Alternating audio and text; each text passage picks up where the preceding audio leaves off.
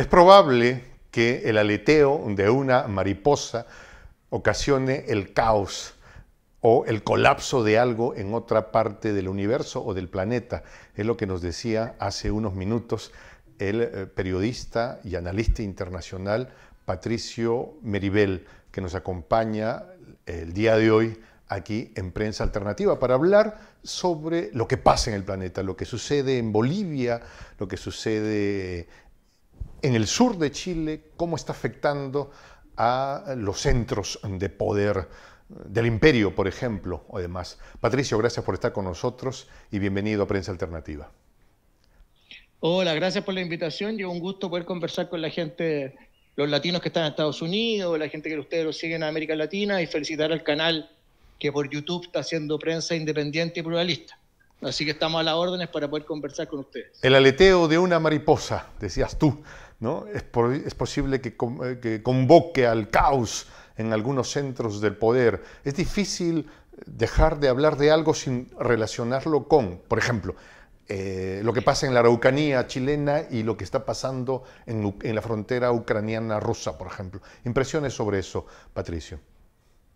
Sí, lo que yo te decía fuera de cámara es que el efecto mariposa, ¿no? El efecto mariposa de este cuento de ciencia ficción que viajan al pasado y pisan una mariposa y cambian el futuro, es un poco lo que está pasando hoy día en el planeta. O sea, los efectos de lo que está sucediendo en Ucrania con la operación especial rusa retumba en Sudamérica y el Cono Sur. Y eso tiene implicancias muy concretas, ¿no? Y muy objetivas. O sea, que Estados Unidos esté pidiendo ingresar con su ejército a Perú y haya sido autorizado para entrar a Perú, cierre el Congreso de la Asamblea en Ecuador, las vicisitudes que tiene Boric para gobernar, su cercanía evidente con Joe Biden y Zelensky, son cosas que están relacionadas con el cambio de paradigma. Y aquí hay un mundo que se está muriendo y hay otro mundo que está naciendo. Y como decía Gramsci, en ese claro oscuro surgen los monstruos. ¿Quiénes son los monstruos? Depende de la perspectiva que uno tenga. Yo no soy fan del nazismo, no me gusta Zelensky, creo que la OTAN se equivocó, que manejó muy mal la crisis con Rusia, que forzó las cosas, que no cumplieron con los acuerdos de Minsk y por lo tanto han generado una situación muy caótica en el mundo, en donde el cono sur es como la retaguardia de los Estados Unidos y nos están llevando a una posible tercera guerra mundial de bajo o alto alcance desde la perspectiva del uso de armas nucleares, que puede terminar siendo nefasto. Entonces, es llamar a la calma, a la paz mundial, a la negociación y también a que cambiemos la lógica de relacionarnos, porque hay un sector de los Estados Unidos que sigue creyendo que América del Sur es su patio trasero y podríamos tener una relación mucho más provechosa de ganar-ganar, de construir alianzas estratégicas en paz mundial donde todos pudiésemos desarrollarnos. ¿Por qué Sudamérica o nuestra América no se puede desarrollar igual como se desarrolló Estados Unidos? ¿Cuál es la diferencia entre la gente que es norteamericana y nosotros? Nosotros no somos anti-estadounidenses. Lo que nos molesta son los golpes de Estado que ha dado el Deep State, el Estado profundo, el Estado oscuro, el Estado siniestro, los que viven de vender armas, los que viven de vender drogas, los que viven del tráfico de órganos, los que viven del mal vivir. Y también es un llamado a ellos, la posibilidad de cambiar, de evolucionar y de que nuestro planeta pueda cambiar. Aquí no hay buenos ni malos. Aquí hay posiciones geopolíticas y geoestratégicas. Creo que la mirada unipolar después de la caída del muro de Berlín y la caída de la Unión Soviética debe terminar y debemos aprender a coexistir. China, Rusia, India, Brasil, Sudáfrica, el BRICS es un polo poderoso que ha demostrado que puede ser mucho más que la economía norteamericana. Entonces, ¿qué saca Estados Unidos y la OTAN en esta guerra eterna, o que parece que quiere ser eterna, en contra del presidente Vladimir Putin o Xi Jinping de China? ¿Qué se gana? ¿Se gana algo? ¿Quiénes ganan? La industria armamentística, ganan los señores de la guerra y pierde la humanidad completa. Nadie va a ganar una guerra entre Estados Unidos y Rusia. Va a ser ni siquiera empate, va a ser la destrucción de la humanidad. El primero que utilice un arma nuclear, se acabó. Se acabó todo. Y eso hay posibilidades, si la OTAN le está vendiendo uranio al ejército ucraniano, y entonces tú me dices, bueno, ¿qué tiene que ver eso con el efecto mariposa? Que eso obliga a Estados Unidos a volver a su retaguardia, que es el Cono Sur, a meterse en Perú, a meterse en Chile, a meterse en Argentina, a intentar meterse en Ecuador para defender sus intereses. Entonces esto es una guerra de intereses, una guerra económica, una guerra híbrida, y nunca antes, ni siquiera en la crisis de los misiles del año 62, habíamos estado tan cerca de la destrucción total del planeta. Eso es lo que nos debería preocupar a todos los seres humanos. ¿Importa que la razón la tenga Donald Trump, o que la tenga Joe Biden, o que la tenga Vladimir Putin? Lo que deberíamos hacer los seres humanos que estamos viviendo en este momento es abogar por una paz y por un entendimiento de todas las potencias y entender que las potencias ya están. Rusia existe, China existe, Estados Unidos existen. Esas tres grandes potencias tienen que ponerse de acuerdo y convivir y coexistir pacíficamente. ¿Y dónde queda Latinoamérica y el Caribe en esta jugada? Porque como tal no somos parte de las potencias y desde el profundo de nuestra historia hemos sido balcanizados precisamente para no ser una unidad geopolítica. O sea, hoy día no somos potencia, hoy día somos un centro de recursos naturales de las cuales extraen y somos un botín de guerra. Y siempre hemos sido un botín de guerra. Antes éramos el botín de guerra los españoles versus los ingleses, ahora los norteamericanos versus los chinos, los rusos. ¿Pero tenemos que contentarnos con eso o tenemos la posibilidad de tejer algo para convertirnos en una voz? Por supuesto, pero para eso necesitamos un cambio de la mentalidad, un cambio de la matriz productiva, un cambio de la matriz energética, cambiar nuestra mentalidad, dejar de ser esclavos, dejar de ser países dependientes para pasar a ser países desarrollados. Pero tampoco soy ingenuo.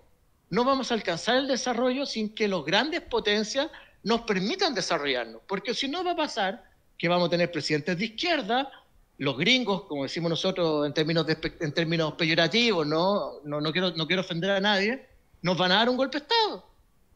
Cuando no les gusta un gobierno, lo votan, pero no podemos este mensaje va más allá, Jota, va mucho más allá. ¿Hasta cuándo vamos a estar en esta sinfín de destrucción absurda de nuestros países para privilegiar una economía que también tiene que cambiar? La economía norteamericana tiene que cambiar. El dólar está en peligro, la lógica armamentística no le beneficia a los norteamericanos, no le beneficia. Hoy día la crisis económica es brutal. Entonces, este sistema ya no es un tema de elección ideológica, es un problema de si queremos o no queremos seguir viviendo en este planeta. Porque así como vamos a terminar en la destrucción total. Latinoamérica tiene que transformarse en un polo de desarrollo, pero no vamos a alcanzar ese polo de desarrollo si no se alcanza un equilibrio geoestratégico y geopolítico. Si los rusos, los chinos y los norteamericanos no fijan un nuevo acuerdo mundial, muy difícilmente nos vamos a desarrollar, porque vamos a terminar siendo el jamón del sándwich, como se dice en Chile, o vamos a terminar una guerra que no tiene ninguna lógica. La lógica es cambiar esta hegemonía cultural dominante que ha sido abusiva. O sea, ¿qué norteamericano puede estar a favor de lo que hicieron en Irak, de lo que hicieron en Afganistán, de lo que hicieron en contra de Allende? Sobre eso que dices, me parece... 50 golpes de Estado, de lo que hicieron en Panamá. Y puedo seguir, y seguir. Yo le pregunto al público norteamericano, ¿están de acuerdo con sacrificar a países en función de su bienestar? Si la respuesta es que están de acuerdo, estamos muy mal porque el ser humano no ha cambiado nada y nos merecemos la destrucción. Mira, ahí sobre eso hay cierto giro que parece que no calza. El presidente Biden salió a decir, a mí y a nosotros, a mi generación, nos enseñaron que Latinoamérica era nuestro patio trasero. Pero no es nuestro patio trasero, he descubierto, dijo, son nuestro patio delantero. ¿Ah? Así que están por delante, ¿no? El jardín. El jardín, ¿no? Y al final cuando Bukele salió y dijo no queremos el patio de delante ni de atrás, salieron con, no, seremos buenos vecinos. Hay como una especie de buscar acomodarse pero sin entender lo que realmente pasa. Es como esa lógica de los países que están al sur de la frontera de Estados Unidos, los países mexicanos. O sea, es como que esa poca capacidad de entender de lo que está pasando fuera de sus fronteras.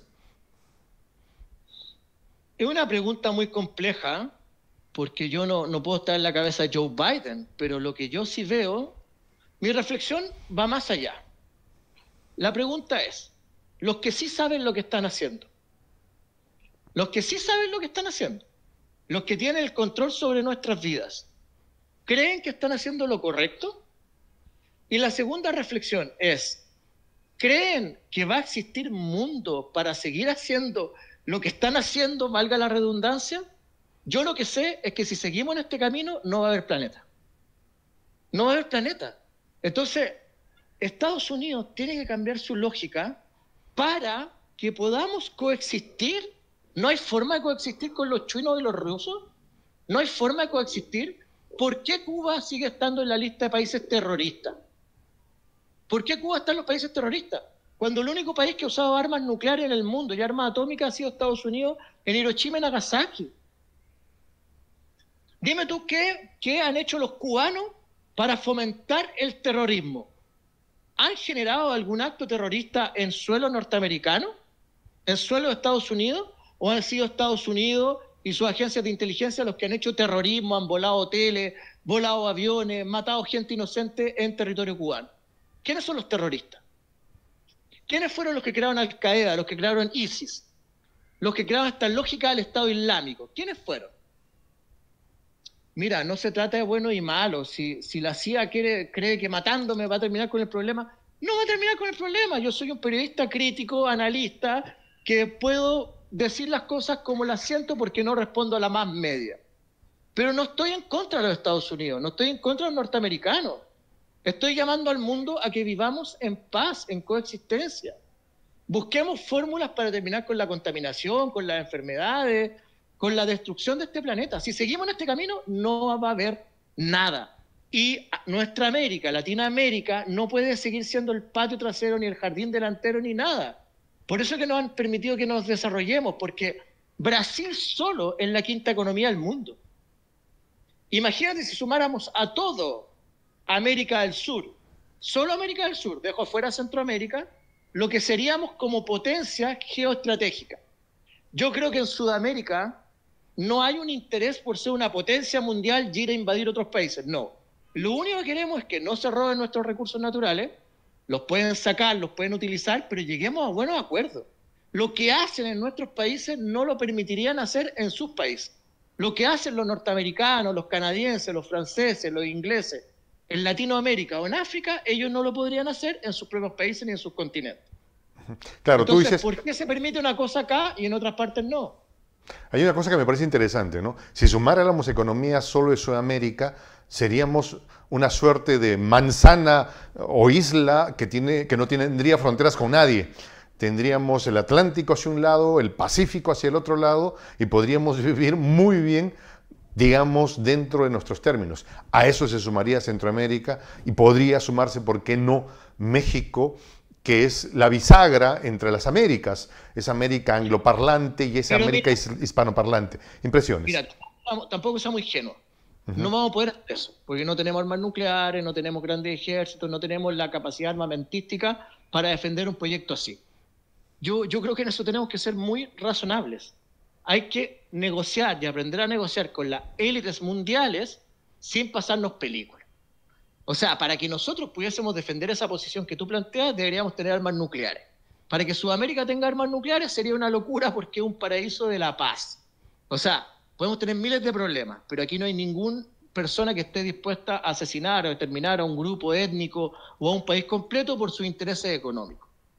Yo creo que Latinoamérica puede negociar en buenos términos y en eso el equilibrio entre China, Rusia y Estados Unidos nos ayuda mucho, porque nos beneficia para poder desarrollarnos paso a paso con nuestras propias capacidades. Pero permítanos desarrollarnos porque vamos a ganar todos. Todavía ni siquiera sabemos qué hay en la Amazonía desde el punto de vista de las hierbas, de los árboles, de las plantas, cuántas curas para enfermedades podrían existir en la Amazonía, cuántas potencialidades existen en América Latina, cuánto conocimiento hay en las primeras naciones y en los pueblos originarios.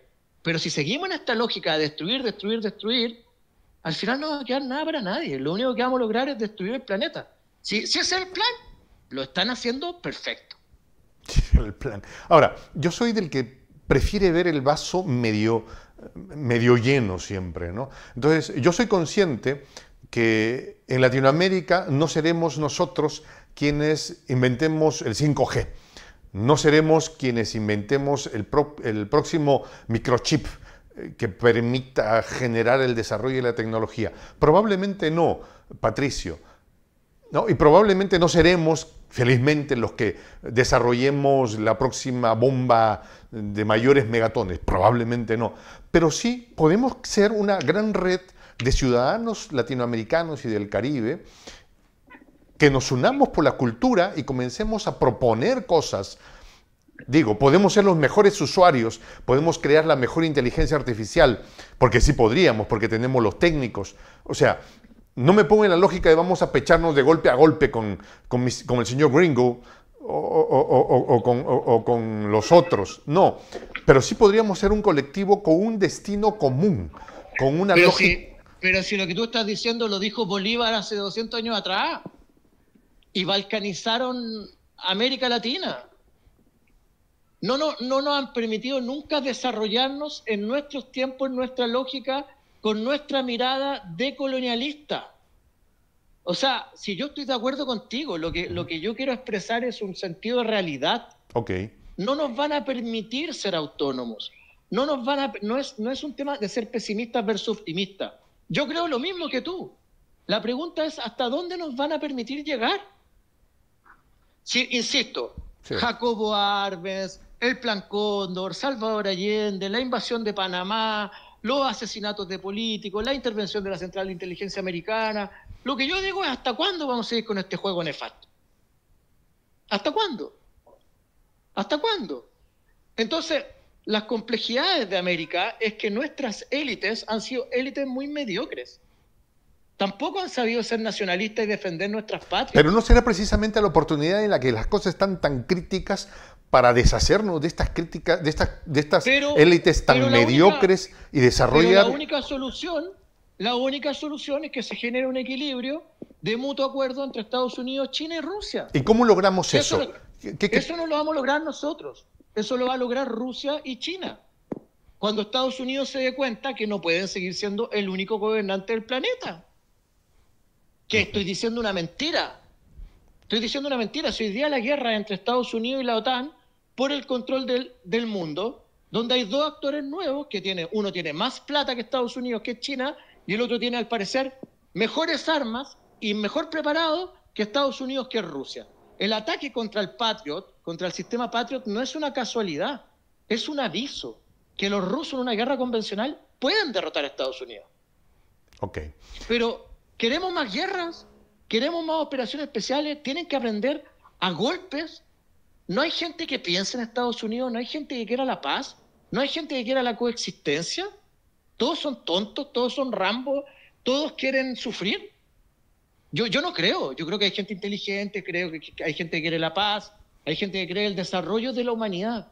Mi discurso puede sonar hasta tonto, ¿no? O ingenuo, pero yo los estoy invitando a todos a que se pongan de acuerdo y coexistamos.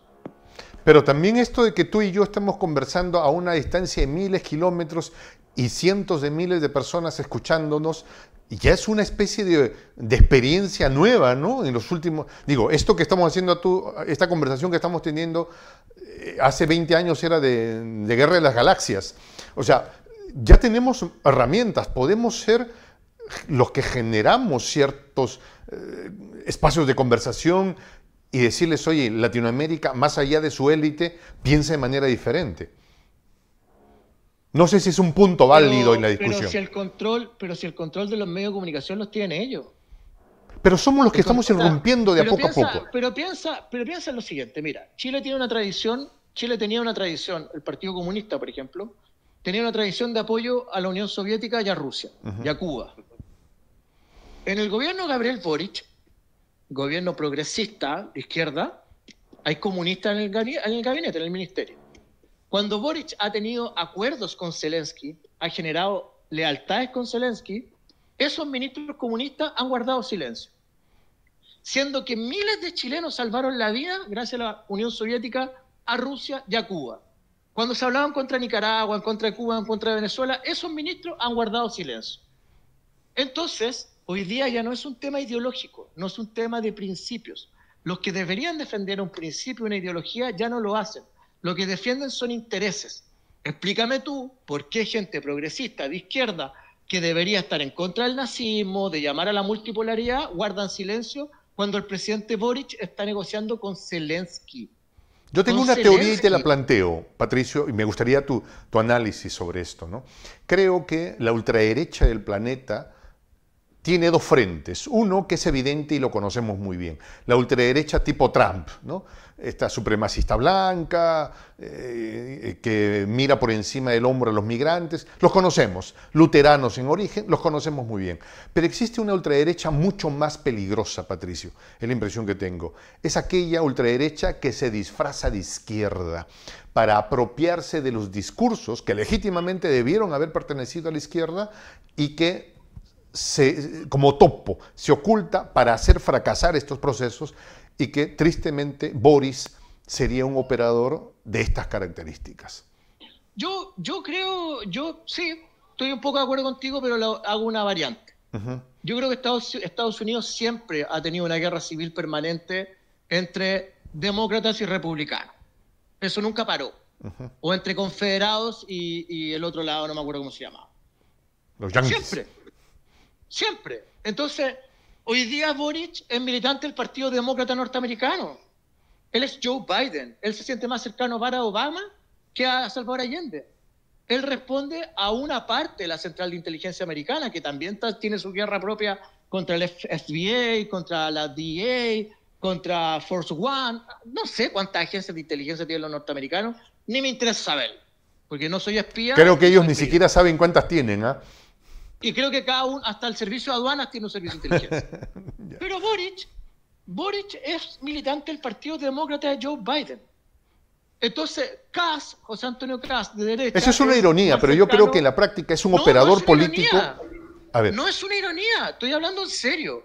Ellos son militantes del Partido Demócrata. Ellos se sienten más cercanos a George Soros, a la ideología de género, a Joe Biden, a Barack Obama, a Alexia Cortés no sé cuánto, a la progresista de Estados Unidos. Pero entonces es la ultraderecha disfrazada de izquierda, porque Joe Biden no es izquierda.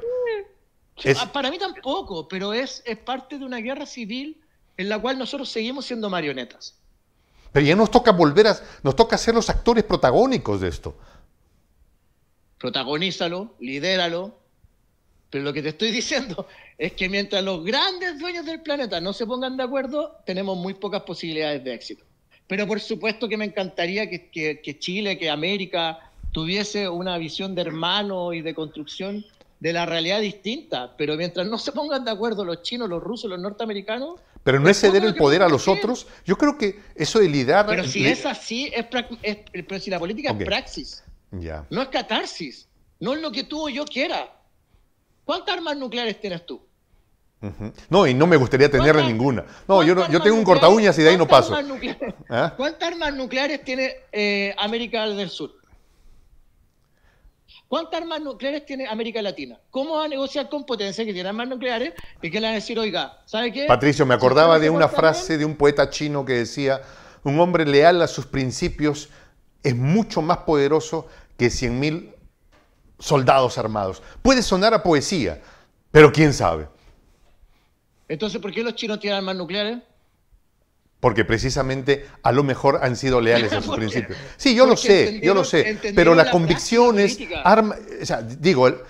las cosas son resultado de algo, de una percepción de sí mismo, de lo que somos como identitarios, como nos reconocemos. Yo creo que el gran error, el gran error de América Latina es haber intentado parecerse a otros. Ya. Y no haber buscado su propio camino. Por eso que Salvador Allende fue tan peligroso. Porque Allende rompe con el dogma del marxismo y genera un socialismo para las condiciones objetivas de nuestros países. Allende buscaba incluir al cristianismo, incluir al progresismo, incluir incluso sectores de la democracia cristiana en un gobierno de la unidad popular. Eso no lo planteaba Marx. Marx planteaba en contra de la familia, en contra de la religión, en contra de la iglesia, y Allende dice, no, queremos un socialismo democrático, que años después lo toma Chávez, lo toma Correa, lo toma Evo Morales, construyó algo nuevo, pero significó la muerte y el martirio de miles, comenzando por el propio Allende. Yo no estoy diciendo que eso no sea válido, no estoy diciendo que no crea en eso. Lo que estoy diciendo es que América Latina debe comenzar paso a paso. Y lo primero es tener estabilidad política. Y lo segundo es tener autonomía. Y lo tercero es luchar por su independencia. Y no se puede luchar solo. Entonces nosotros tenemos una oportunidad única, el BRICS. Brasil, Rusia, India, China y Sudáfrica están peleando por la libertad de todos y cada uno de nosotros. Ok. Pero mientras tengamos a Boric, mientras tengamos a veces Fernández que se ha vuelto la chaqueta, cuando tengamos a líderes progresistas de izquierda que terminan trabajando para la derecha o para Estados Unidos porque le tienen miedo, le tienen pánico, es difícil. Los pueblos tienen que despertar, pero está tu canal que tiene 700.000 seguidores, yo colaboro en un medio que tiene 5 millones de seguidores que se llama El Ciudadano, pero todavía no tenemos la capacidad y nadie ha entendido que la primera batalla que tenemos que ganar es por la hegemonía cultural dominante y por los medios de comunicación. Mientras no tengamos nuevos ¿Y no medios será de que la primera comunicación batalla que tenemos que ganar es la narrativa? Pero la narrativa la puedes tener, pero ¿dónde la vas a comunicar sin medios? De a poco lo estamos logrando, Patricio. Bueno, dale, sigue adelante, yo te apoyo en todas las entrevistas que tú quieras, pero tú me estás pidiendo mi análisis de la realidad, no mis deseos a futuro. Los BRICS, impresiones sobre los BRICS. Me parece que es lo más revolucionario que se ha hecho en los últimos 200 años. Me parece que es la posibilidad de paz, de entendimiento y desarrollo económico para todo el planeta, sobre todo para África y América Latina. Ok, ahí tenemos un representante con una mirada clara, el presidente Lula, ¿sí? Un Brasil... Ya, pero déjame hacerte una pregunta a ti. Sí, por favor. Tú que tienes un público en Estados Unidos bien grande, dime por qué los norteamericanos permiten que su país viole los derechos humanos de una manera tan salvaje en otros lugares sin protestar y sin tener movimientos pro paz. ¿Por qué allá están tan controlados y por qué tienen un comportamiento tan de esclavos con el sistema norteamericano?